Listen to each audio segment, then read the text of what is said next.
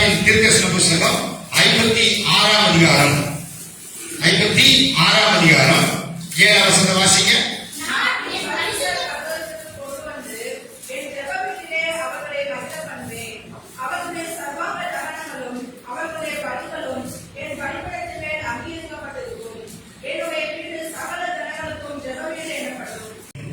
எதுக்காக கேட்கணும்னு சொன்னா, ஒண்ணு நம்ம ஜீவன் பாதுகாக்கப்படுகிறது, இன்னொன்று இந்த வசனம் நம்மை மறுரூபமாக்கும். இந்த வசனம் கேட்க கேட்க கேட்க நம்மை மறுரூபமாக்கக்கூடிய வல்லமை இந்த வசனத்துக்கு இருக்கிறனாலே வசனத்தை கவனமாக கேட்க கர்த்தர் உதவி செய்வாராக. அல்லேலூயா. ஒரு தலைப்பு, என்ன தலைப்புனா வந்த வேலையை பாருங்க. என்ன வேலை? என்ன தலைப்புங்க? நீ எதுக்கு வந்த அந்த வேலையை பாரு. புரியுதுங்களா? நீ எதுக்கு வந்த அந்த வேலையை பாரு. அதாவது வந்த வேலையை பாருங்க. அதுதான் என்னோட தலைப்பு. வந்த வேலையை பார்க்கணும். அப்ப எதுக்கு வந்திருக்கிறோம்? அந்த வேலையை பார்க்கணும். அப்படியானால் இப்பொழுது நாம் எல்லாருமே சபைக்குள்ள வந்திருக்கிறோம். நமக்கு ஒரு வேலை இருக்கிறது. என்ன வேலை இருக்கிறது? நாம் எதுக்காக வந்திருக்கிறோமோ அந்த வேலை இருக்கிறது. பணத்தை செலவு பண்ணி வந்திருக்கிறோம், வயல் நடத்த வந்திருக்கிறோம், பொருளாதார பாடுகள் மத்தியிலையும் வந்திருக்கிறோம். அப்படியானா வந்ததுக்கு ஒரு வேலை இருக்கிறது. எந்த வேலைக்கு வந்திருக்கிறோம்? வந்த வேலை இருக்கிறது. அப்ப எதுக்கு வந்திருக்கோம்னு சொல்லி ஒவ்வொருத்தரும் கேட்டால் எல்லாரும் சொல்லணும். எதுக்கு நாம எங்க போறீங்க?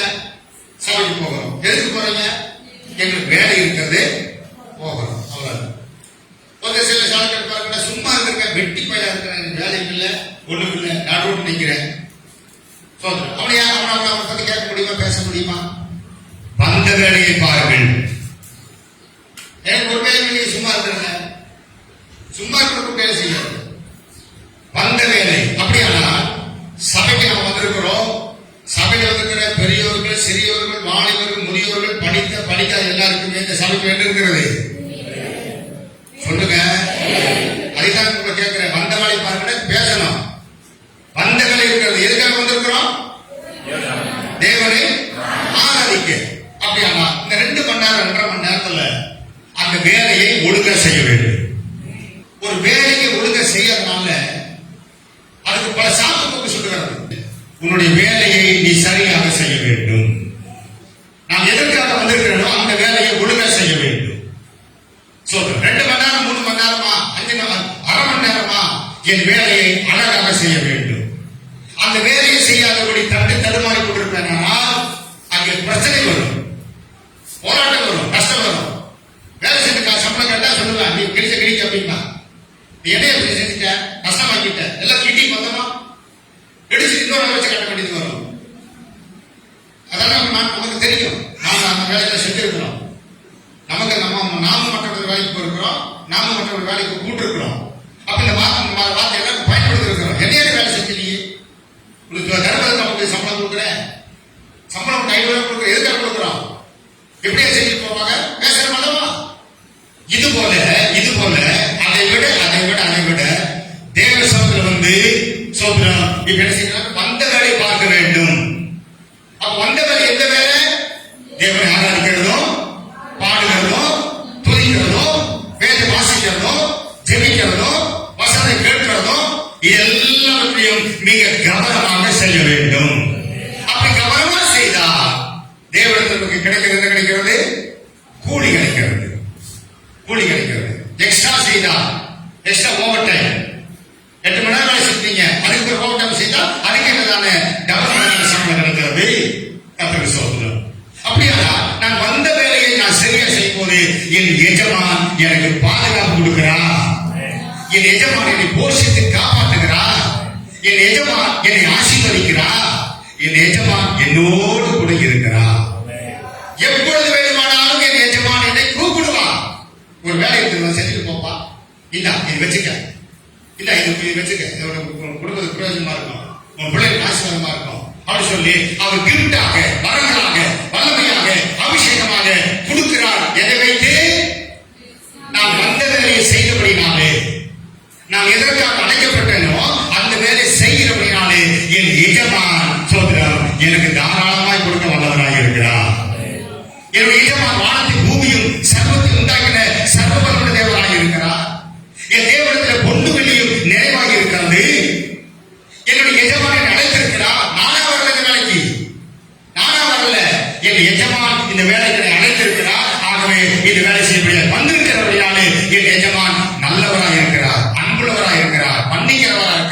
என்னை உயர்த்துவராக இருக்கிறார், என்னை பாதுகாக்கிறவராக இருக்கிறார், என்னை கனப்படுத்துற என்னுடைய நல்ல எஜமானுக்கு நான் வேலை செய்ய வந்திருக்கிறேன். இந்த வேலை அசட்டையை செய்தால் எனக்கு முடியலைங்க, வெயில் ஓவரா இருக்குது, எனக்கு கிருத்து வருது அப்படின்னா இன்னைக்கு வந்ததோட சரி நாளைக்கு வராது. ஏன்னா உங்களுக்கு வெயில் வர என்ன செய்யாது, உங்களுக்கு ஒத்து வராது. சோதரம் எனக்கு ரொம்ப குளிரா இருக்கிறதுக்கு வேலை செய்ய முடியல, நாளைக்கு வராது. ஏன்னா உனக்கு பணியில குளிர் வேலை செய்ய முடியாது. வீட்டுக்கு போ, வெயிலும் ஒத்து வரல, குளிரும் ஒத்து வரல, அவங்க என்னதான் ஒத்து வரும், நல்லா தூங்குறோம். தூங்குறவனுக்கு எதுக்கு நான் சம்பளம் கொடுக்கணும், தூங்குறவனுக்கு எதுக்கு நான் வேலை கொடுக்கணும்? போயிட்டு வாப்பா, போயிட்டு வா, பாத்துக்குவான். அதுக்கு பிறகு அப்படி போய் போராட நானும் இல்லப்பா நான் வேற ஆள் சேர்த்துட்டேன், வேற ஆளுக்கு நான் வேலை சேர்த்துட்டேன், என் கூலி நான் கொடுத்துட்டேன், நீ நல்லா போய் தூக்கிட்டு நீ நல்லா ரெஸ்ட் எடு. உனக்கு வெயில் ஒத்து வராது, மழை ஒத்து வராது, பனி ஒத்து வராது, காலையில நாள முடியாது, மத்தியானம் முடியாது, சாயங்காலம் முடியாது, போயிட்டு வா. ஒண்ணு சொல்ல மாட்டாரு, போயிட்டு வா. அவ்வளவு சண்டை போடுவாரா, போட சண்டை போட மாட்டாரு, நீ போயிட்டு வா.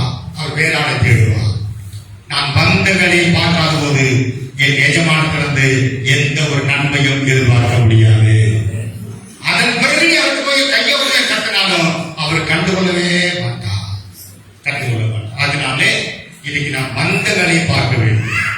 வந்த வேலை என்பது முழுமையாக கர்த்தரை ஆராதனை செய்வது, முழுமையாக தேவனோடு இருப்பது. நம்முடைய சரீரம் மாத்திரமல்ல, நம்முடைய நினைவுகள், எண்ணங்கள், சிந்தனைகள், யோசனைகள் எல்லாம் எஜமானை நோக்கி இருக்கிறான அந்த ஆர்வம், அந்த ஆசை, அந்த துடிப்பு, அந்த வேகம் நம்முடைய வாழ்க்கையில் காணப்படுவது அவசியமாக இருக்கிறது. கர்த்தருக்கு ஸ்தோத்திரம். இப்ப நாம் வாசித்தோம், அந்த சில வசனங்களை வாசிக்க கவனமாயிருப்போம். முதலாவது ஒரு வசனத்தை வாசிக்க, ஏசாயாவின் புஸ்தகம், ஏசாயாவின் தீர்க்கதரிசன புஸ்தகம் 56ஆம் அதிகாரம், 56ஆம் அதிகாரம் 7ஆம் வசனத்தை வாசிக்க.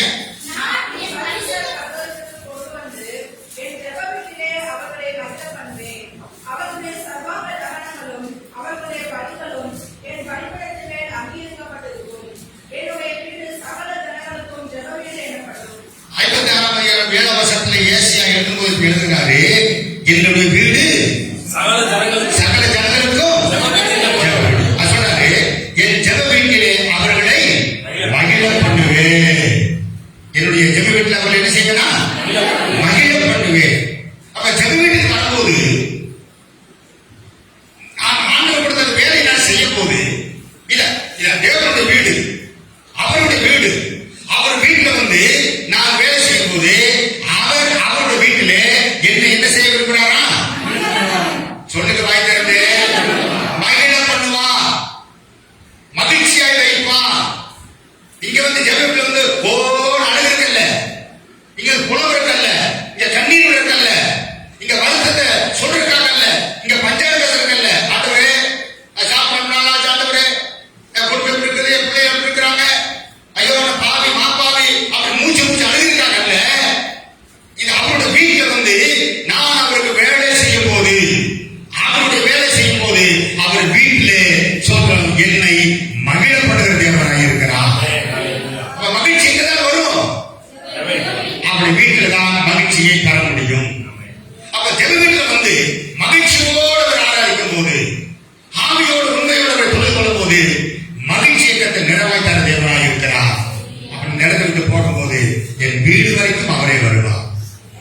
அவர் வீடு அவருக்கு சொந்தமான வீட்டில் இருந்து நான் மகிழ்ச்சியை பெற்றுக் கொள்ளும் போது அந்த மகிழ்ச்சி மாத்திரமல்ல, மகிழ்ச்சியை கொடுக்கிறவரே என்னோடு கூட வருகிறார். என் வீடும் மகிழ்ச்சியாக இருக்கும், என் குடும்பம் மகிழ்ச்சியாக இருக்கும், என் பிள்ளைகள் மகிழ்ச்சியாக இருப்பார்கள், என் குடும்பம், என் பிள்ளைகள், என்னுடைய பிரயாணம் எல்லாம் மகிழ்ச்சியாக இருக்க வேண்டுமானால் அவருடைய வீட்டிலே அவருடைய வேலை செய்யும் போது என்னை மகிழ்ச்சியாக வைக்கிற தேவனாக இருக்கிறார். அதுதான் வாசித்தோம், என் ஜெப வீட்டிலே அவர்களை மகிழ பண்ணுவேன். அல்லேலூயா.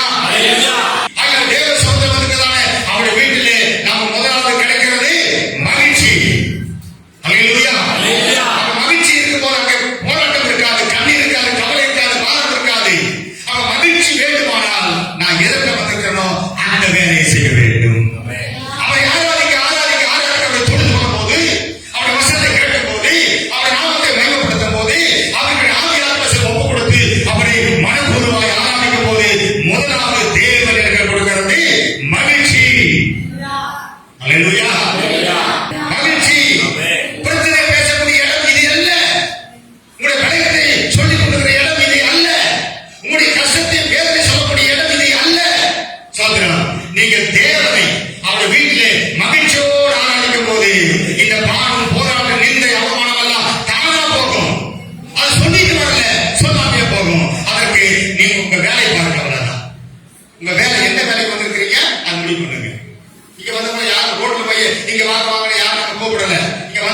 அப்படின்னு சொல்லி இதுவரைக்கும் நம்ம யாருமே கூப்பிடல. எல்லாரும் தேவனால் அழைக்கப்பட்டு தான் வந்திருக்கிறோம். அப்ப தேவனால் அழைக்கப்பட்டு வந்திருக்கிறோம்னா என்ன செய்யணும்? முடிவெடுத்துக்குங்க. உங்களுடைய குடும்பம் நல்லா இருக்கணுமா? உங்களுடைய பிள்ளைகள் நல்லா இருக்கணுமா? உங்களுடைய எதிர்கால ஆசீர்வாதமா இருக்கணுமா? உங்களுடைய சரீரத்தில் நல்ல சுகபலம் உண்டாகணுமா? கர்த்தருடைய வசனத்தை அனுப்பி குணமாக்கணுமா?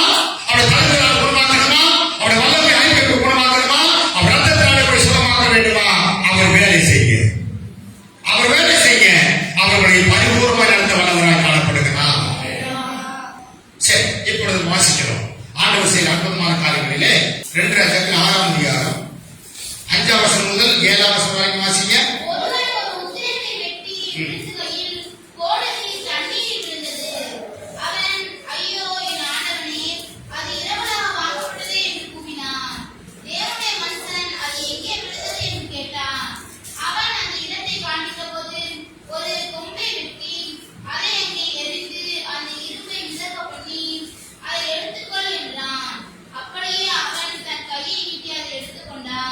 இங்க வாசிக்கிறோம். இப்ப எலிசா தீர்க்கதரிசி வந்திருக்கிறார். எலிசாவோட கூட 50 தீர்க்கதரிசி இருக்கிறார்கள். இடம் அவருக்கு பற்றாக்குறை. இடம் அவர் எல்லை விரிவாக்கணும்.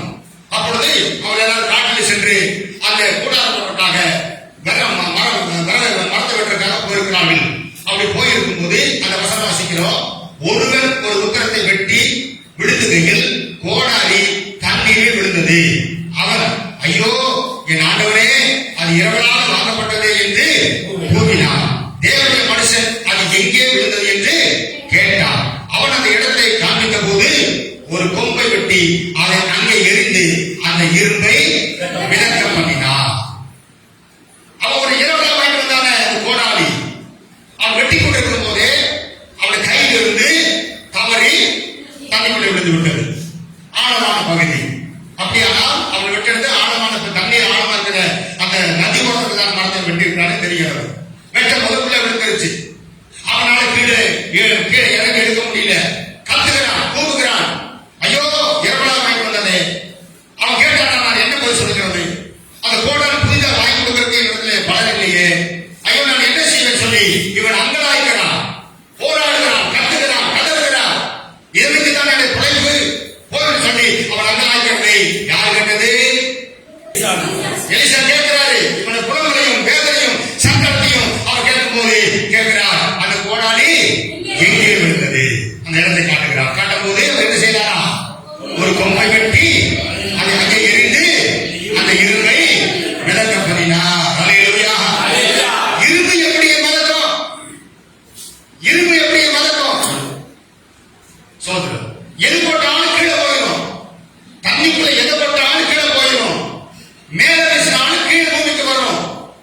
மேல இரும்பு வீசினாலும் எதை வீசினாலும் கீழே வந்து அது இரும்பு சக்தி.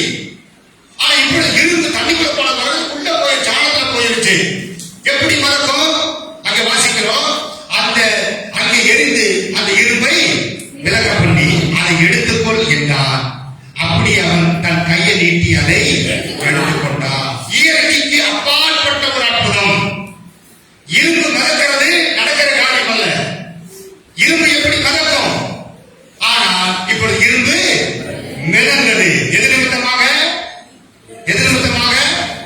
அவனுடைய வேதனை, அவனுடைய பிரச்சனை, அவனுடைய போராட்டம், அவனை இதை வைத்துத்தான் அவனுடைய வாழ்வாதாரம். அது இரவலாக ஆனது.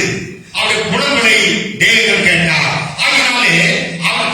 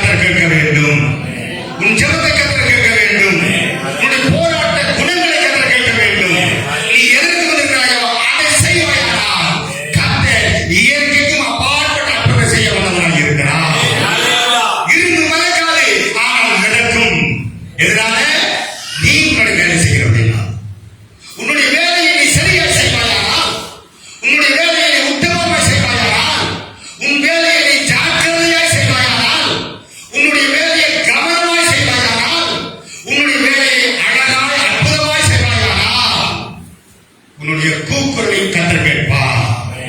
உன்னுடைய வேதனையும் கர்த்தர் கேட்பார். உன்னுடைய சங்கடத்தை கர்த்தர் பார்ப்பார். சோதரம் எங்க இருந்தது காட்டு? இங்கதான் விட்டனேன். யார் கையில் இருந்தது? என்னுடைய கையில் இருந்தது. நானா விட்டனேன். என் கைவிட்டு போய்விட்டது.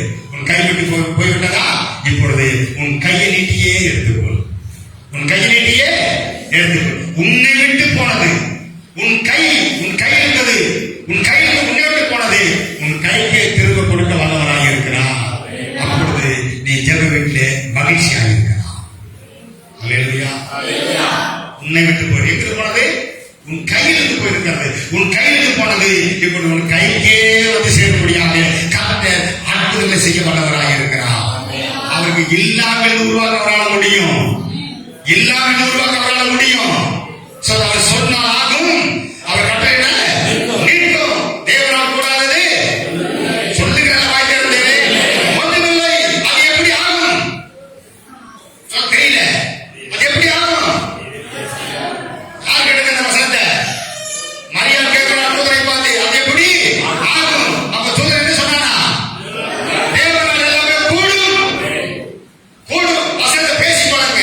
நீ எதை இழந்தாயோ, எதை விட்டாயோ, எங்கே புலம்பனாயோ, எங்கே போராடினாயோ அதை மீண்டும் உனக்கே கொடுக்க தேவன் நல்லவராக இருக்கிறார். சொல்ல பண்ணலாமா? 2 ராஜாக்கள் புத்தகம் 20ஆம் அதிகாரம் 8ஆம் வசனம் முதல் 2 ராஜாக்கள் 20ஆம் அதிகாரம் 8ஆம் வசனம் முதல் 11 வரை வாசிங்க.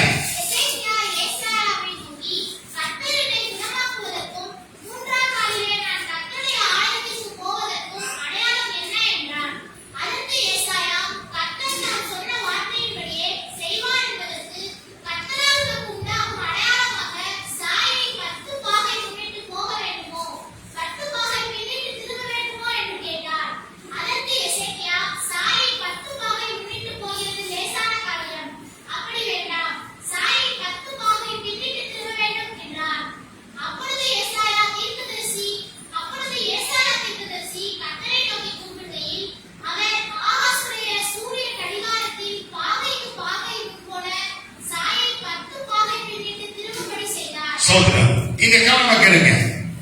எசேக்கியா வியாதிப்பட்டு போனான். ஏசாயா வந்து சொன்னார், உங்க வீட்டுக்காரத்தை உனக்கு கொடுக்கும். உடனே ஏசாயா என்ன பண்ணாரு? எசேக்கியா என்ன பண்ணாரு? சுகர் வருவாய் சாய்ந்து கொண்டு அழுகிறான்.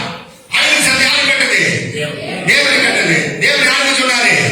அதே ஏசாயாவுக்கு சொன்னார். ஓ அழுகிற பாவம், அவனுக்கு போய் சொல்லிட்டு வா அப்படிங்கிறார். இப்ப ஏசாயா போய் அந்த எசேக்கியா சொன்னாரு, உன்னுடைய கண்ணீரை கண்டு, உன்னுடைய பெருமத்தை கண்டு, உன் அழகை கண்டு கர்த்தர் 15 வருஷத்தை கூட்டி கொடுத்துட்டாரு அப்படிங்கிறாரு. அப்ப எசேக்கியா சொல்றாரு, அந்த சொல்லிட்டாரு 15 வருஷம் நம்ப மாட்டேங்கிறான். நம்பாம சொல்றேன், நான் எப்படி நம்புறேன்? அதுக்கு என்ன அடையாளம் அப்படி கேட்கும் போது ஏசாயாவுக்கு சொல்றாரு, அப்படியானா ஒரு அடையாளம் வேணுமா? உனக்கு 15 வருஷத்தை ஆண்டவர் கூட்டி கொடுத்தாரு, அடையாளம் வேணுமா? அப்படியானா 10 பக்கத்தை முன்னால சொல்லவா, 10 பக்கத்தை பின்னால சொல்லவா? எந்த கடியாரம்? எந்த கடியாரம்? 11ஆம் வசனம் பாருங்க. அப்படி ஏசாயா தீர்க்கதரிசி கர்த்தருக்கு கூப்பிடுகையில் அவர் ஆகாசமுடைய சூரிய கடிகாரத்தில் பாகைக்கு பாகை முன்போல சாய 10 பாகை பின்னிட்டு திரும்படி செய்தார். சோதரம் 10 பாகை முன்னால போகவா, 10 பாகை பின்னால போகவா? பாகை டிகிரி. சோதரம் ஒரு பாகை என்பது, ஒரு டிகிரி என்பது 4 நிமிஷம். 4 நிமிஷம். அப்ப எத்தனை டிகிரி? சொல்லுங்க வாய்க்காது. 10 டிகிரி. சோதரம் ஒரு டிகிரிக்கு 4 நிமிஷம்னா 10 டிகிரிக்கு 40 நிமிஷம். 40 நிமிஷம் முன்னால போகவா, 40 நிமிஷம் பின்னால போகவா கேட்கிறாரு. அப்படி கேட்கும் போது இல்ல பின்னால வரணும். அப்ப எது சுத்துது? எது சுத்துது? எது சுத்துது? பூமி சுத்துது. அந்த பூமி சுத்தத்தை சொல்றாரு, 10 பாகை முன்னால வரணும், முன்னால வரணும். சோதரம் இப்போ வானத்துல 3 காரியம் கர்த்தர் வைத்திருக்கிறார். ஒன்னு பூமி, இன்னொன்று சூரியன், இன்னொன்று சந்திரன். சோதரம் இந்த 3 இருக்கிறது. சூரியன் சுத்துகிறதா, பூமி சுத்துகிறதா? பூமி சுத்தி வருகிறது. சோதரம் அப்ப பூமி சுத்தி வரும்போது இடையில ஒன்று உட்காரும். எது? அதுதான் சந்திரன். சோதரம் அந்த பூமி சுத்தி வரும்போது சந்திரன் வரும், சூரியன் வரும். இடையில சந்திரன் வரும்போது இந்த பூமிக்கு சோதரம் அந்த வெளிச்சத்தை அனுப்பாதபடி சந்திரன் அதை தடுக்கும் போது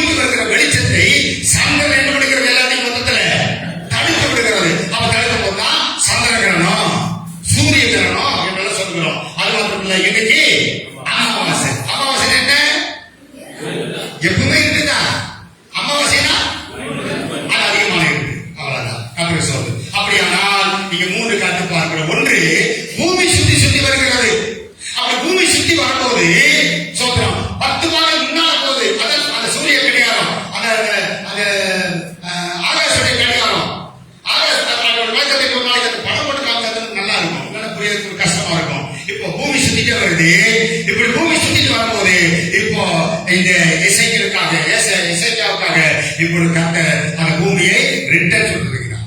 முன்னால் கொடுக்கிற பூமி இப்படி செய்கிறது, பின்னால் திரும்புகிறது. அப்படி திரும்பும் போது சூரிய கடியாரம் செய்கிறது, ரிட்டர்ன் ஆகுது. பத்தரையா இருக்கிற அந்த நேரம் இப்ப என்ன ஆயிடுச்சு, 10 மணிக்கு வந்துருச்சு.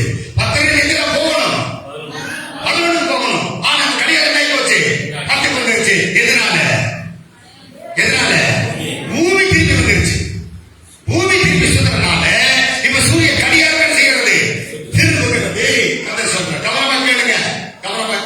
சொல்ற பூமி சுத்தி வருகிறது.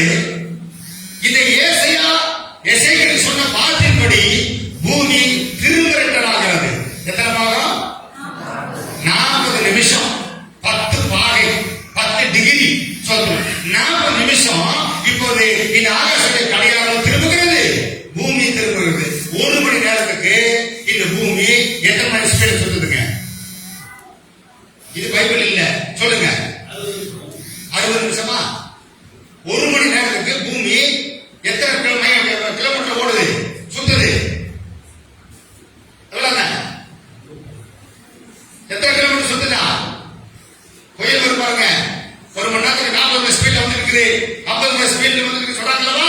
அதுபோல 1 மணி நேரத்துக்கு இந்த பூமி எத்தனை ஸ்பீட்ல சுத்துதா?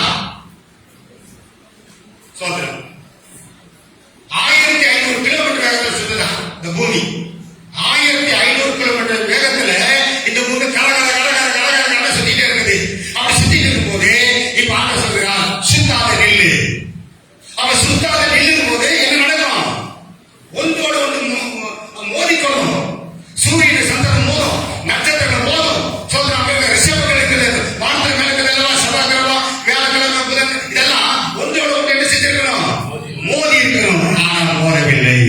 மோதாதபடி பூமியை ரிட்டனாக 40 நிமிஷம் மறுபடியும் கற்ப செய்தார். எதற்காக? சொல்றேன், உன்னுடைய வாழ்க்கையிலே அற்புதங்களை நீ காணும்படியாக உனக்காக தேவனே இந்த பூமியை ரிட்டர்ன் வர செய்திருக்கிறார். உனது ஆயுஷத்தை கூட்டி கொடுத்ததற்கான அடையாளம் தான் சொல்றோம். இப்பொழுது இந்த ஆகாச கட்டளத்தை சுத்தி வரப்பட செய்கிறார். எதற்காக? உனக்கு உன் வாழ்க்கையிலே ஒரு அற்புதத்தை நடப்பிக்கப்படும்படியாக. உன் வாழ்க்கையை கத்த எந்த தடைகளையும் உடைத்து, எந்த பிரச்சனையும் முறித்து, உன் வாழ்க்கையை சிறப்பாக சீராக அழகுபடுத்தும்படியாக உனக்காகவே பூமியை ரிட்டர்ன் வர கத்த அற்புதம் செய்ய வல்லவராக இருக்கிறார். அப்படிப்பட்ட பூமி ரிட்டனாக வேண்டுமானால், உன் வாழ்க்கையை கத்த ஆயுஷத்தை கூட்டி கொடுத்தார் என்பதை நிச்சயப்பட வேண்டுமானால், உன் வாழ்க்கையிலே தேவனுடைய வீட்டிலே நீ மகிழ்ச்சியை சந்தோஷமாக ஆரம்பத்தை கல்வியாக பயன்படுத்தி இந்த குடும்பமாக மகிழ்ச்சியாக வாழ வேண்டுமானால் நீ உன் வேலை செய். நீ உன் வேலை செய். நீ உன் வேலையை சரியா செய்யானால் ஆகாச கடியாரமே ரிட்டனாகும், சுற்றி கொடுக்கிற பூமி ரிட்டனாகும். உன் வாழ்க்கை தாடைகளை மாற்றி போடுவதாக இருக்கிறார். நீ ஆராதிக்கிற தேவன் வானத்தை பூமி உண்டாக்கிற சர்வவல்ல தேவனாக இருக்கிறார். நீ ஆராதிக்கிற தேவன் உயிர் தந்த உன்னதமான தேவனாக இருக்கிறார். நீ ஆராதிக்கிற தேவன் மரணத்தையும் பாதாளத்தையும் செய்த தேவனாக இருக்கிறார். நீ ஆராதிக்கிற தேவன் நேற்றும் இன்றும் என்றும் மாறாதவராக இருக்கிறார். உன் வேலையை செய் சகோதரா, உன் வேலையை செய் சகோதரியே, உன் வேலை செய்ய தாயே, தகப்பனே, நண்பரே, வாலிபரே, பிள்ளைகளே, உன் வேலையை நீ சரியா செய்வாயானால் உனக்காக காத்த பூமியை திருப்புவார். உனக்காக ஆகாசத்தை கடியாத்தை திருப்ப வல்லவராக இருக்கிறார். உன் தடைகளை மாற்ற வல்லவராக இருக்கிறார். எதெல்லாம் உன் வாழ்க்கையில் தடைகளை சொன்னாயோ, எதெல்லாம் உன் வாழ்க்கையில் பிரச்சனை சொன்னாயோ, எதனால் உன் குடும்பத்தில் போராட்டம் வருகிறதோ, எதனால் உன் குடும்பத்தில் சண்டை வருகிறதோ, அதெல்லாம் முறித்து போடும்படியாக தடைகளை மாற்ற வல்லவராக இருக்கிறார். உன்னுடைய வேலை செய். உன்னுடைய வேலை செய். கர்த்தரை ஜீவனை கத்த கிருபையை தந்திருக்கிறார். கிருபை மரண வாசல் வரைக்கும் போயாச்சு. மரணம் போகிறது, வா போதும், மரண வாசல் வரைக்கும். ஆனால் கத்த தடைகளை உடைத்து உனக்கு ஜீவனை கொண்டு கொடுக்க தெரியுமா? நீ இன்னும் அவருடைய வேலையை செய்யணும். இன்னும் நீ மகிழ்ச்சி அடையணும். உன் போராட்டம் முடியணும். உன் குடும்பம் ரட்சிக்கப்படணும். உன்னுடைய குடும்ப ஆசீர்வாதம் வரணும். உன் சம்பளத்தை அனுபவிக்கணும். அதுக்காக தான் கத்த சொல்லுகிற ஜீவியத்தை நீ வேலை மாத்த செய். நீ எஜமானுக்கு மாத்திரம்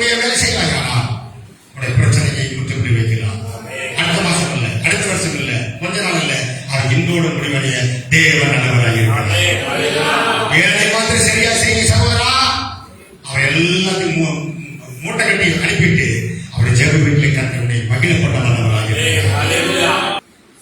உன் கை விட்டு போனதை நீ கை நீட்டி அதை எடுத்துக்கொள். கை விட்டு போயிருச்சு, அதுதான் உடைய பிழைப்பு, அதுதான் உடைய வாழ்க்கை, அதுதான் உடைய குடும்ப சொத்து, அதுதான் எதிரான திட்டம். கைவிட்டு போயிருச்சா, புலம்பும் போது, போராடும் போது, கேட்கும் போது அவர் கொடுக்க வல்லவராக இருக்கிறார். அது அங்க போனது. இங்கு வந்து நீ புலம்ப வேண்டாம். இது தேவனுடைய வீட்டில் நீ புலம்பாத. தேவனுடைய வீட்டில் வந்து அவர் வேலையை செய்வார், அவர் மகிழ பண்ணுவார். நீ எதை இழந்தாயோ அது ரெட்டத்தையாய் கொடுக்க வல்லவராக. அதுதான் உன் சொத்து. உன் குடும்பம் தான் உடைய சொத்து, உன் பிள்ளைகள் தான் உடைய சொத்து, உடைய ஜீவன் தான் உடைய சொத்து, உடைய வேலை தான் உடைய சொத்து. அந்த சொத்தை நீ இழந்திருப்பாயா, இப்பொழுது அவருடைய சமைப்பில் அவருடைய தேவனுடைய வீட்டிலே நீ அவருடைய வேலை செய்வாயானால் திரும்ப உன்னுடைய கையிலே கொடுக்க வல்லவராக. எனக்கு என்ன அடையாளம்? தேவனை கொண்டிருக்கிறார்.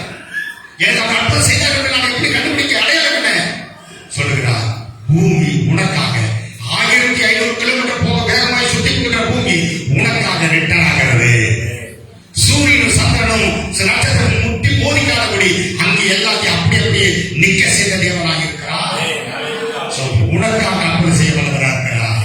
நீ அவருடைய தேவ வீட்டிலே அவருடைய வேலை மாதிரி செய்ய சொல்லுகிறார். அவர் வேலை மாதிரி செய்ய, கண்ணு தத்துவமா செய்ய அவருடைய தேவ வீட்டில் மகிழ பண்ண வல்லவராக இருக்கிறார். இப்பொழுது அந்த லூக்கா சுவிசேஷத்துக்கு வருவோம். நேரங்கள் இல்லாதனால சோதனம் நல்ல கவனமாக கேட்டு அந்த வசனத்தை உள்வாங்கிக் கொள்ளுங்க. 15ஆம் அதிகாரம் லூக்கா சுவிசேஷம் 15ஆம் அதிகாரம் சோதனம் வாசிக்க 4 to 6 வரைக்கும் வாசிக்க.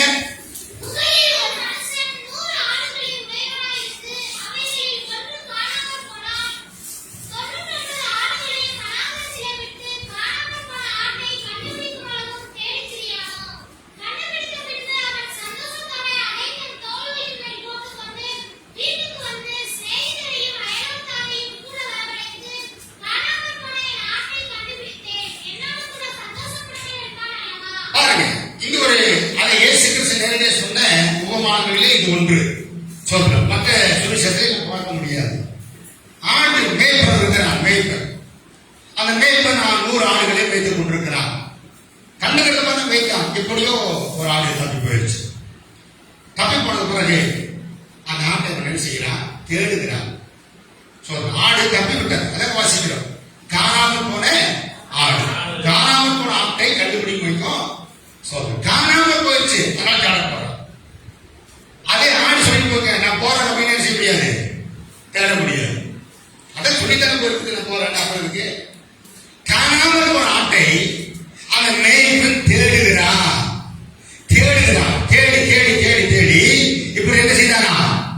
கண்டுபிடித்த பின்பு அவன் சந்தோஷத்தோட அதை தன் தோள்களின் மேல் போட்டுக்கொண்டு வீட்டுக்கு வந்து சிறைகளையும் வாசிக்க வரவழைத்து காணாமல் போன என் ஆட்டை கண்டுபிடித்து என்னோடு கூட சந்தோஷப்படுங்கள். ஹல்லேலூயா.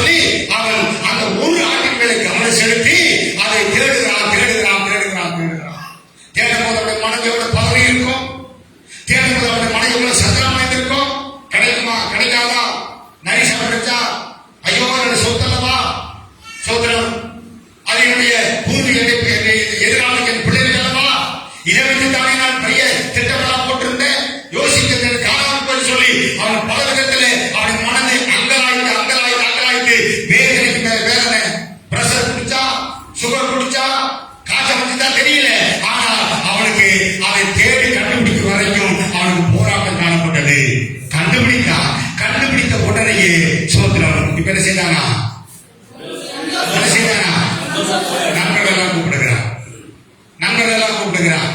அப்படியானால் இந்த ஆடு காணா போனது யாருக்கு தெரியும்? நண்பர்களுக்கு தெரியும், சிலைகளுக்கு தெரியும். சோத்ரம் அந்த எங்க கடைக்கு போகுது, எங்க கடைக்கு போகுது, கவனமா பார்க்க போயிடுச்சு.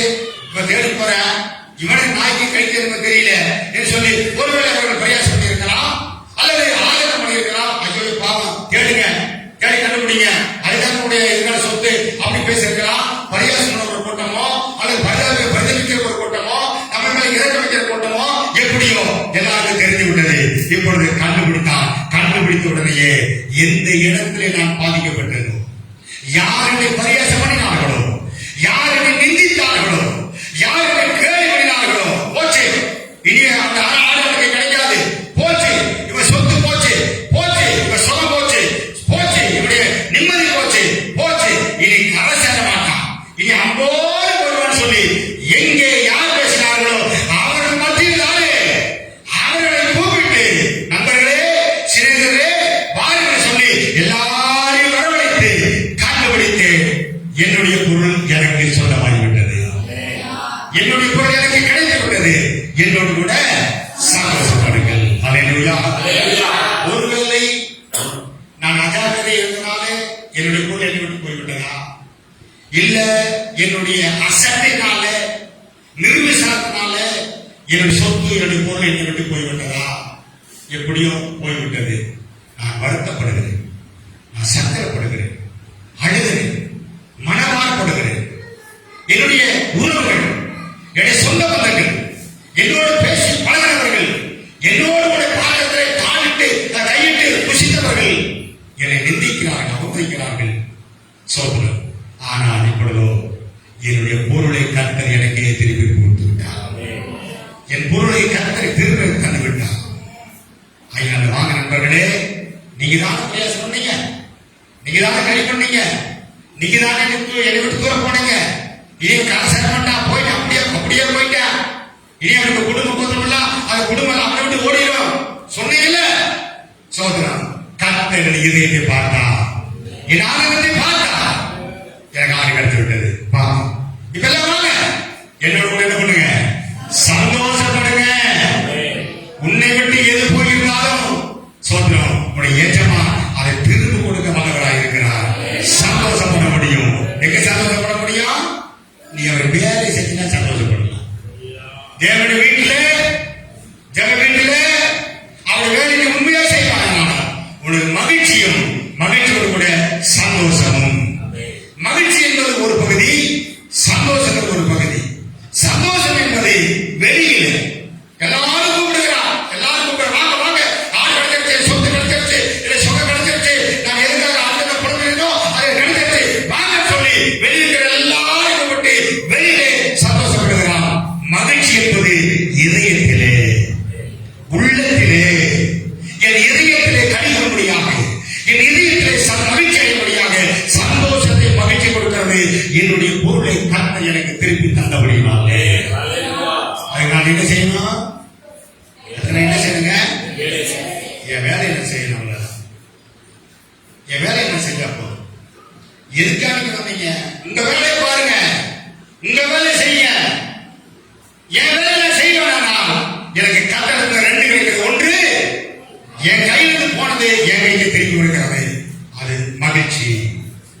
இரண்டாவது, எனக்காக அற்புதங்களை செய்து என் சொத்தை மீண்டுமாக கட்ட திருப்பி கொடுத்தாரு, அது சந்தோஷம். சந்தோஷமும் மகிழ்ச்சியும் தேவனிடத்தில் இருக்கிறது. அது குவியல் குவியலாக வைத்திருக்கிறார். அதை எனக்கு தடை பண்ண மாட்டார். வேலை செய்தான், என் வேலையை செய்தேன், நிச்சயமாய் தரவராக இருக்கிறார். அடுத்த வசனம் வாசிங்க. அதே லூக்காவிலே சுவிசேஷம் 15ஆம் அதிகாரம் 8ஆம் வசனத்தை 30ஆம் வசனத்தை வாசிங்க.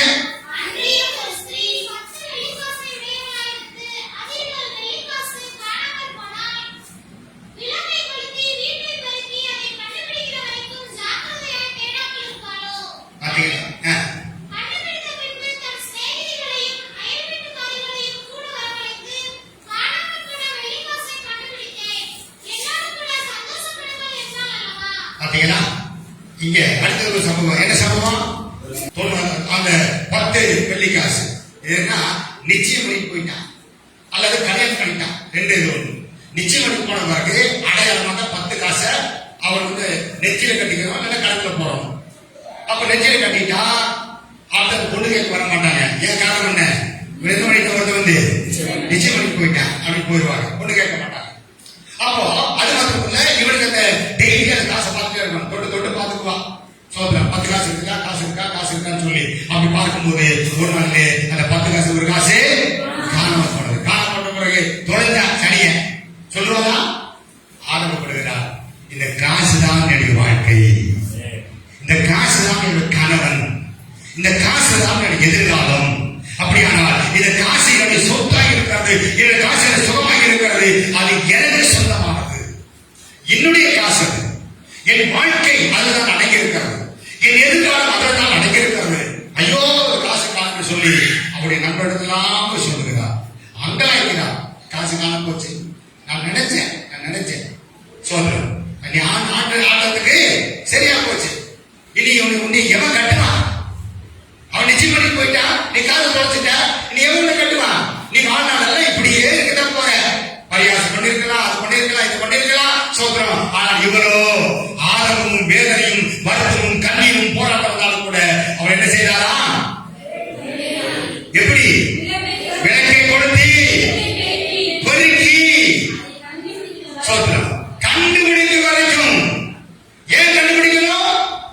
அது என்னுடையது, அது எனக்கு சொந்தமானது, என்னுடையது எனக்கு கிடைக்க வரைக்கும் நான் அதை தேடுவேன். எப்படி தேடுவேனா? விளக்கை கொளுத்தி, அப்புறம் பெருக்கிறா. கட்டளைக்குள்ள கிடக்குமா, அம்மிக்கடைக்குள்ள கிடக்குமா, பானைக்குள்ள கிடக்குமா, குப்பைக்குள்ள கிடக்குமா, தேடுகிறா. ஏனென்றால் அந்த 9 காசு அல்ல, அந்த 1 காசு தான் என் வாழ்க்கை இருக்கிறது, அது எனக்கு சொந்தமானது. தேடுகிறா. கிடைச்சிட்டா? கிடைத்தது. கிடைத்தபோது என்ன செய்தாரா? 5 அருகில் சிலரை கூட்டிக்கு வரவழைத்து காணாமல் போன வெள்ளி காசை கண்டுபிடித்து என்னோட கூட சந்தோஷம் போடுங்க. அல்லேலூயா. சந்தோஷம் வருமா வராதா? ஏன் காரணம் என்ன? உன்னுடையது, என்னுடையது, எனக்கு சொந்தமானது, எனக்கு தெரியாமலே காணாமல் போய்விட்டது. எனக்கு சொந்தமானது, அதுதான் என்னுடைய வாழ்க்கை, அதுதான் என்னுடைய சொத்து, அதுதான் எதிர்கால திட்டம்.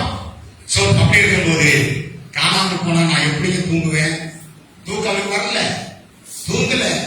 ஐயோ என் எதிர்காலம், என் குடும்பம், என் பிள்ளைகள், சரீர ஆரோக்கியம், இதெல்லாம் என் எதிர்காலத்துல நான் தூங்கிட்டு இருந்தேன்னு சொன்னா, நான் அடையாள சொன்னா, நான் அசட்டையாக சொன்னா, என் விளையாட்டை பேசிட்டு சொன்னா, என் சோதனை பேசிட்டு சொன்னா, என்னுடைய விளையாட வார்த்தைகளை அள்ளி கொண்டிட்டு சொன்னா, நீ என்னைக்கு பெருக்க போற, என்னைக்கு நீ கண்டுபிடிக்க போற? அதை விட்டுட்டு தூக்கத்தை விடு, சோர்வை விடு, விளையத்தை விடு, அவிசுவாசத்தை விடு, சந்தேகத்தை விடு, கோடத்தனமான வார்த்தைகளை விட்டு விசுவாசமான வார்த்தைகளை பேசு, தைரியமான வார்த்தைகளை பேசு, தேடு. பேசுறது மாத்திரமல்ல, தேடு. எனக்கு தெரியாத வசனமா? வசனம் தெரியும், தேடு. பேசுறதுனால பெரிய விசுவாசம் சொல்லக்கூடாது, பேசுறதுனால என் சொந்தத்துக்கு கிடைச்சது சொல்லக்கூடாது, பேசுகிறபடினாலே நான் மகிழ்ச்சியாக சொல்லக்கூடாது, பேசுகிறதுனால நான் நிறைவாக சொல்லக்கூடாது. எல்லாரும் பேசினார்கள், ஆனால் கண்டுபிடித்தவள் இந்த ஸ்திரீ. கண்டுபிடித்த இந்த ஸ்திரீ. வேதத்தை பேசக்கூடாதுங்க, தேடுங்க. எது வரைக்கும் தேடணுமா? கண்டுபிடிக்க தேடு. கண்டுபிடிச்ச பிறகு எங்கே உன்னை பரியாசம் பண்ணினார்களோ, போயிட்டான், சமைக்கு போயிட்டான், குட்டிக்காரா போற சோதரன் எங்கே பேசினார்களோ, எங்கே அவமதித்தார்களோ, எங்கே உன்னை வேண்டாம்னு சொன்னார்களோ, எங்கே என்ன நடக்க போகுது சொல்லி நீ பயந்து இருந்தாயோ, அதே இடத்துல கட்ட நீ தேடுனாலே உனக்கே கட்ட திருப்பி கொடுப்பார். உனக்கே கட்ட திருப்பி, உன்னுடையது. அந்த காசு உனக்கு சொந்தமானது, உன்னுடையது, உன் எதிர்காலம், உன்னுடைய குடும்பம், உன்னுடைய வாழ்க்கை உன்னுடையதை உனக்கே கத்தர் கொடுக்க வல்லவராக இருக்கிறார். உன் வேலையை செய்கிறார், அவ்வளவு. உன்னுடையது உனக்கு தேவையானா, உன்னுடையதை நீ பெற்றுக்கொள்ள வேண்டுமானா, உன் எதுக்கு வந்தாயோ அந்த வேலையை செய், அவ்வளவுதான். நீ வேலை செய்யாம வியாக்கியானம் பேசிட்டு இருப்பாயானால் போயிடும், காசு போயிடும். எப்ப வேணாலும் மனவாளன் வருவா. என்னுடையதை எனக்கே தருகிற தேவனாக என்னுடைய சொத்தை நான் எங்கேயோ தொலைத்து விட்டு அதை திரும்ப கிடைக்கக்கூடிய கர்த்தரின் வாழ்க்கையிலே அற்புதங்களை செய்தார். அதனால எனக்கு கிடைத்தது சந்தோஷம். எனக்காக அற்புதம் செய்தார். எனக்கு சந்தோஷம் நிறைவாக இருக்கிறது. நான் என் வீட்டுக்கு அவர் என்னுடைய ஜெப வீட்டுக்கு அழைத்து கொண்டு வந்து அவரை சந்தோஷப்படுத்த சொல்லிருக்கிறபடினாலே, தாயே, தகப்பனே, நண்பனே, வாலிபனே, பிள்ளைகளே, தேடு, உங்களுக்குரிய நீங்க தேடுங்க, அவர் கொடுக்க வல்லவராக. மூன்றாவது வாசிக்கிறோம், 15ஆம் அதிகாரம் 20ஆம் வசனம் வாசிங்க.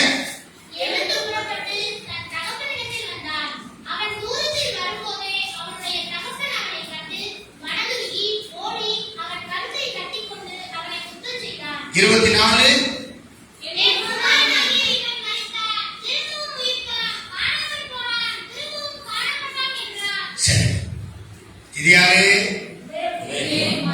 இளையகுமாரன். சோதரன் இளையகுமாரன். அவன் போகும்போது அவன் அப்பாட்ட சத்தம் போட்டு சண்டை போட்டு எனக்குள்ள சொத்தை கொடுங்க, அவ்வளவுதான், நான் இந்த வீட்டில் இருக்க முடியாது, உங்க உறவு எனக்கு தேவையில்லை, உங்களுடைய பாசம் எனக்கு தேவையில்லை. டேய், உனக்கு அண்ணன் இருக்காண்டா, அண்ணனுடைய பாசம் வேண்டாம், எனக்கு அந்த ஐயம் எனக்கு தேவையில்லை. சொந்தக்கார இருக்கிறாங்க, சொந்தக்காரங்க எனக்கு தேவையில்லை, என் சொந்த கொடுங்க, நான் போயிடுறேன், என் சொந்த கொடுங்க. அவர் தகப்பன் எவ்வளவு சொல்லி பார்த்தாரு, கேட்கல, சொந்த கொடுத்தாரு, போயிட்டான். போய் நல்லா இருந்தானா, இப்படி தான் தெரியாத பின்னால் போன வாசிக்க தெரியுமே, எல்லாரும் கொடுத்துட்டு யார்கிட்ட கடைசியாக சேர்ந்தானா? சொல்லுங்க, நல்ல வாய்க்கிறது. யார்கிட்ட சேர்ந்தானா? பந்தி மேய்க்க வந்து சேர்ந்தான். பந்தி கூட்டமே பந்தி மேய்க்க வந்துட்டான். சோதரன் பந்தி மேய்க்க வந்துட்டான். இவன் போறதுக்கு முன்னாடி பந்தி எல்லாம் நல்லா இருந்தது. ஏன்னா பந்திக்கு என்ன கிடைச்சது? டெய்லியும் தமிழ் கிடைச்சது, நேரத்துக்கு நேரம் தமிழ் கிடைச்சது. அதனால பந்தி எல்லாம் கொண்டு இருந்தது. இவன் போனது பிறகு அந்த பந்திக்கு வைக்கிற ஆகாத்தியமா சாப்பிட்டாலும் பந்தி எல்லாம் இறந்து போச்சு. யாருக்கு தெரிஞ்சது? குடியாளருக்கு தெரிகிறது. பந்தியோட மறந்துட்டு நீ வரக்கு முன்னால பந்தி எல்லாம் கொடுக்க, நீ வரும்போது எழுந்து கொண்டு பாருங்க, இன்னைக்கு நீ கூட ஒண்ணு இருக்கிற பந்தி இறந்து போச்சு. அப்ப என்ன நினைச்சிருப்பா? என்ன நினைச்சிருப்பாங்க?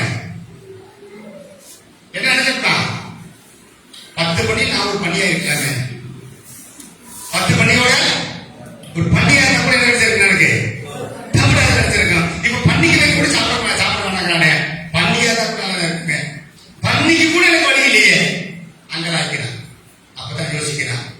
சோதனம் அவனுடைய வஸ்திரம், அவனுடைய தலைமுடி, அவனுடைய வேதனை எல்லாம் பார்த்துட்டு சோதனம் இப்ப மூளை வேலை செய்யுது. இப்பதான் அவனுக்கு மூளை வேலை செய்யுது, இப்பதான் அவன் அறிவு வேலை செய்யுது. இதுவரைக்கும் மூளை வேலை செய்யல, அறிவு வேலை செய்யல. கொடு கொடு, என் சொத்தை கொடு, வாங்கிட்டு போயிட்டான். ஆனா இப்ப பன்னிக்கு கூட லாய்க்கலான்னு சொல்லும் போது அவனுடைய அறிவு மூளை வேலை செய்கிறது. அதனால இனிமே நான் இங்க இருக்க மாட்டேன், எங்க அப்பா வீட்டுக்கு போறேன். அவனை ஏற்றுக்கொண்டா சரி, ஏற்றுக்கொள்ளான்னு சரி, ஒரு வேலைக்காரன் சொல்லி அவன் வருகத்தை கண்டா, தகப்பன் கண்டு அவன் என்ன பண்ணாரா? மனதுருகி ஓடி அவனை கழுத்தை கட்டிப்பிடித்துக் கொண்டு அவனை, அவன் அசிங்கமா இருக்கிற பண்ணி மேய்ச்சா நாலு அதெல்லாம் பார்க்கவே இல்லை, வந்துட்டான். மூளை வேலை செஞ்சுட்டு உடனடியா வந்துட்டான். சிலருக்கு மூளை வேலை செய்யாது, இருக்கிற இடத்துல இருப்பான். பன்னிக்கு நாக்கினாம இருப்பான். ஏன் காரணம் என்ன? மூளை வேலை செய்யல, வேலை செய்யல, மூளை வேலை செஞ்சது. வந்துட்டான். வந்தவர்கள் தகப்பன் பார்த்தாரு. இப்பொழுது அவனை கட்டிப்பிடித்து நான் இருந்தாலும் என்ன வாசித்தோம்? இவன் மறித்தான். என்ன பண்ணிட்டான்? செத்து போயிட்டான். செத்து போயிட்டான். அதுக்கு என்ன பண்ணிட்டான்? திரும்பவும் இருப்பிட்டான். காணாமல் போனான், திரும்பவும் காணப்பட்டான். சொல்றேன், அல்லேலூயா. காணாமல் போனா திரும்பவும் என் பையன் எனக்கு சொந்தம், என் பையன் செத்துட்டான். ஆனாலும் இப்ப உயிரோடு வந்திருக்கிறான். என் பையனை இழக்க முடியாது, என் மகனை இழக்க முடியாது. என் மகன் திரும்ப எனக்கு கிடைத்து விட்டான். இது தேவன் செய்கிற மிகப்பெரிய ஒரு அற்புதம். எப்படி ஆடு கிடைத்ததோ, எப்படி காசு கிடைத்ததோ, அதுபோல இந்த ஜீவன், இந்த ஜீவன், என்னுடைய ஜீவன் எனக்கே கிடைத்து விட்டது. என்னுடைய மகன் தான் என்னுடைய ஜீவன், அவனுடைய ஜீவன் தான் என்னுடைய ஜீவன். என் ஜீவன் என் மகனுக்குள்ள இருக்கிறது. எப்பொழுது வருவான், எப்பொழுது வருவான், வரமாட்டானா, வரமாட்டானா, நான் சாகரக்குள்ள, நான் மறிக்கிறக்குள்ள என் பையனை மாத்திர மாட்டானா, திரும்பி வந்துட மாட்டான்னு சொல்லி அங்கலாய்க்கு தகப்பனுடைய ஜீவன் அந்த மகனுடைய உள்ளத்தில் இருந்ததை அவன் உணர்ந்தான். என் அப்பா, என் அண்ணன், என் குடும்பம், என் சொத்து எல்லாத்தையும் நடந்துட்டேன். நான் இப்படி உடனடியாக சொல்லும் போது மறைத்து போனான். ஆனா இப்பொழுதோ திரும்ப காணப்பட்டான். என்னிடத்தில் திரும்ப வீட்டுக்கு வந்தான்னு சொல்லி அங்கே பார்க்கிறோம். ஹல்லேலூயா. 28 வசனம் 23 25 வாசிங்க. 22 வாசிங்க.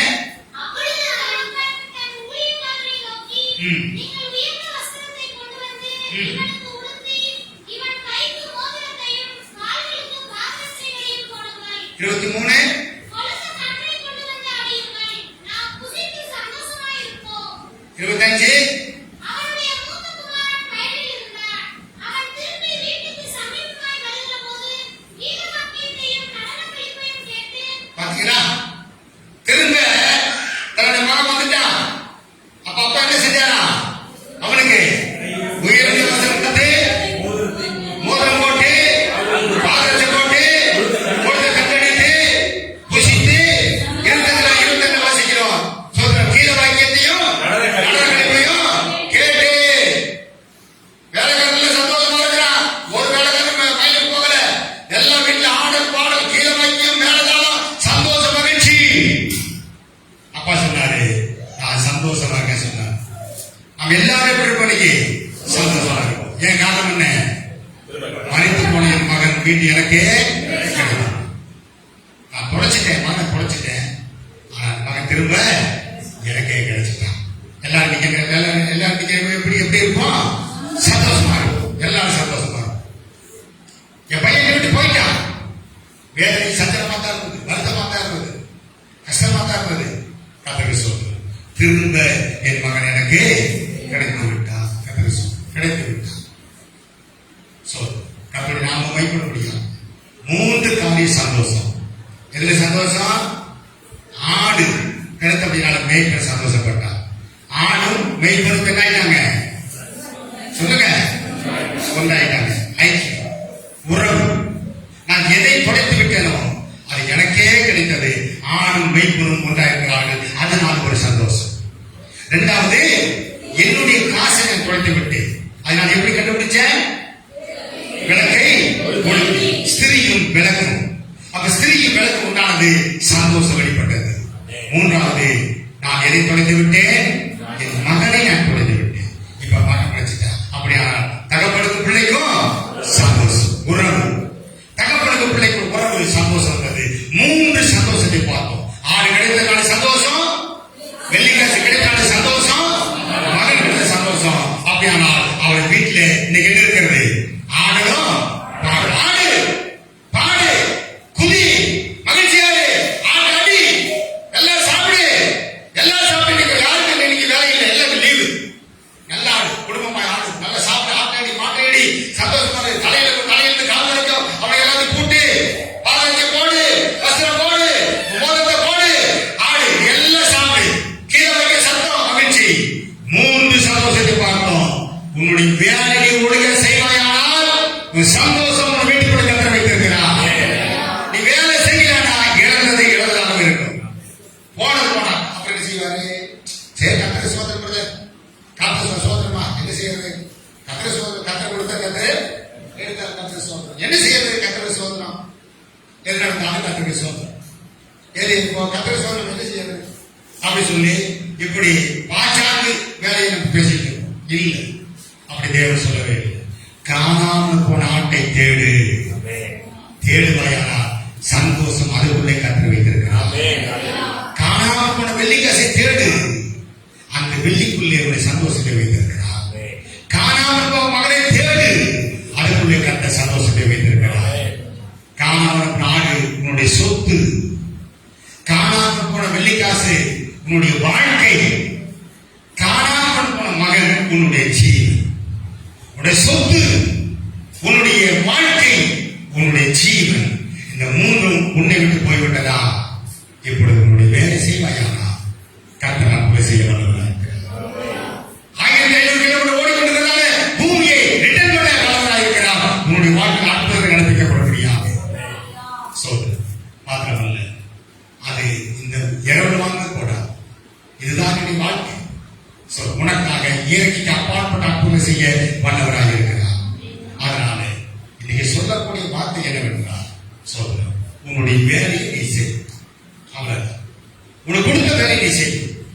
நீ எதுக்கு வந்திருக்கிற அந்த வேலை செய்வாயானால் காணாமல் உனக்கு கிடைச்சிடும். அது உன்னுடைய சொத்து. நீ உனக்கு கொடுத்த வேலையை உண்மையை செய்வானால் காணாமல் வெள்ளிக்காசு கிடைச்சிடும். அதனுடைய வாழ்க்கை, எதிர்கால வாழ்க்கை. சோதரம் உன்னுடைய வேலை நீ தெளிவாக செய்வாயானால் உன்னுடைய ஜீவனாக மகன் உனக்கு கிடைச்சிருந்தான்.